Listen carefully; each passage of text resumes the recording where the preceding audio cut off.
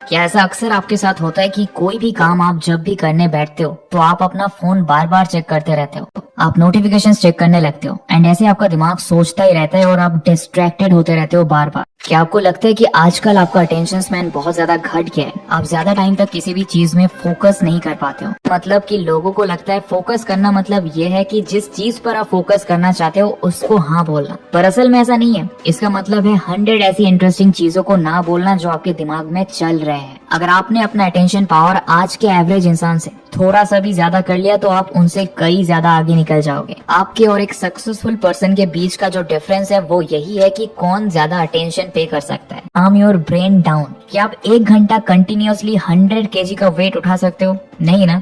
फिर ब्रेन को इतना प्रेशर क्यों देना? हम फिजिकली तो एक काम करते हैं लेकिन ब्रेन को 100 कामों में लगा देते हैं। बेचारा फोकस किस पे करेगा? हमारे ब्रेन का एक लिमिटेड फोकस अटेंशन होता है। इसीलिए अगर आपके ब्रेन में एट अ टाइम 100 ख्याल चलते रहेंगे तो आप किसी भी चीज पे फोकस नहीं कर पाओगे। इसलिए अपने ब्रेन को काम डाउन होने देना बहुत जरूरी है। हमारा ब्रेन मैक्सिमम टाइम एक एक्सप्लोरेटरी फेज में होता है। ये इधर ये ढूंढता है कि कुछ यूजफुल हो रहा है कि नहीं या फिर कुछ डेंजरस हो रहा है कि नहीं। इसीलिए हमारा ध्यान हमेशा भटकता रहता है। उसे किसी एक चीज पे फोकस करवाने के लिए आपको अपने ब्रेन को एक्सप्लोरेटरी से कंसंट्रेशन फेज पे लाना जरूरी है। उसके लिए इन दोनों फेज के बीच में काम डाउन फेज जरूरी है। जैसे एक्सरसाइज करने से पहले हम वार्म अप करके हमारी बॉडी को ये सिग्नल देते हैं कि अब कुछ इंटेंस करने के लिए रेडी हो जाओ, वैसे ही काम डाउन करके हम हमारे ब्रेन को सिग्नल देते हैं कि भाई अब तू फोकस करने के लिए रेडी हो जा। अपने पूरे दिन में अपने दिमाग को एटलीस्ट 15 मिनट का ब्रेक दे दो। 15 मिनट के लिए डीप इनहेल करो और डीप एक्सेल करो और दिमाग से सारे थॉट्स को रिलीज करो। ऐसा करने से आपका ब्रेन सिंपैथेटिक से पैरासिम्पैथेटिक स्टेट में आ जाता है। सिंपैथेटिक फेज में आपका ब्रेन बहुत एक्साइटेड स्टेट में रहता है, वही पैरासिम्पैथेटिक स्टेट में आपका ब्रेन लेस एक्साइटेड होता है। इसीलिए इस स्टेट से कॉन्सेंट्रेशन फेज में जाना आसान होता है। यहाँ एक बहुत ही इंपॉर्टेंट चेतावनी दे दो, इनिशियली ये करना थोड़ा चैलेंजिंग हो सकता है। आपका दिमाग जितना खाली होगा कुछ वियर्ड थॉट्स आके आपको परेशान करेंगे, लेकिन आप इन थॉट्स को कंट्रोल करना सीखोगे ओनली जब आप प्रैक्टिस करोगे। अगर आपके साथ भी सेम हो रहा है तो हार मत मानो, बस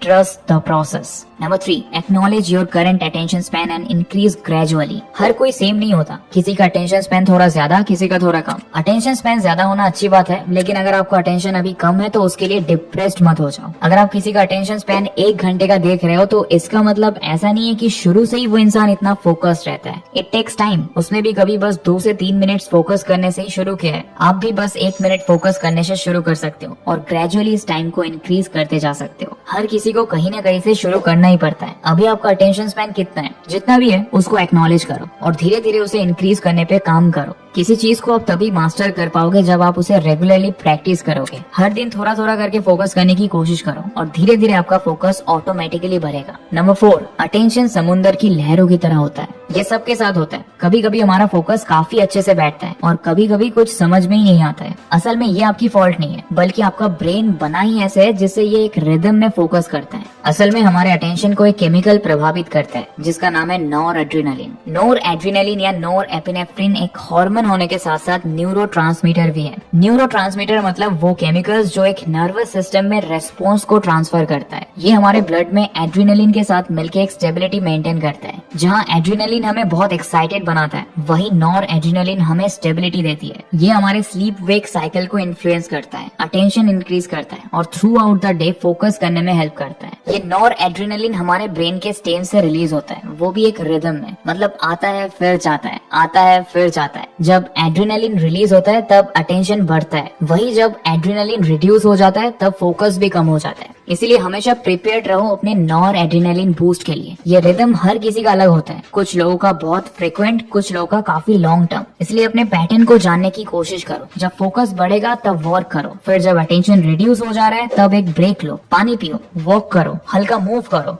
और उसके बाद जब फोकस वापस आए तब फिर से काम पे बैठ जाओ। And number 5, do what keeps you moving. जिंदगी में हमेशा कुछ ऐसी चीजें होती है जो हमें आगे बढ़ने की एनर्जी देती है। किसी के लिए उनके मम्मी पापा का चेहरा, किसी के लिए ड्राइंग करना, किसी के लिए कविताएं लिखना, किसी के लिए इंस्ट्रूमेंट बजाना, इवन किसी के लिए वीडियोस बनाना। हर किसी की जिंदगी में एक एनर्जी सोर्स होता है जिसे करके आप फ्रेश फील करते हो। इन चीजों को कभी अपनी जिंदगी से डिसमिस मत करना, इन्हें परफॉर्म करते रहो, क्योंकि उसके बाद आपका ब्रेन रिलैक्स्ड हो जाता है जिससे आपको फोकस करने में हेल्प मिलती है। इसीलिए कहा जाता है if you can't figure out your purpose, figure out your passion, for your passion will lead you right into your purpose. जिस काम को करने में आप एंजॉय फील करते हो उसे कॉर्पोरेट वर्ल्ड में लाने की कोशिश करो, बिकॉज वही काम आपको एक्साइट करता है, जिससे आप ज्यादा फोकस्ड होकर वर्क कर पाते हो। तो ये थे 5 न्यूरो साइंटिफिकली प्रूवन तरीके जो आपके फोकस को इंक्रीज कर सकता है। वीडियो अच्छा लगा तो वीडियो को लाइक कर देना, चैनल को सब्सक्राइब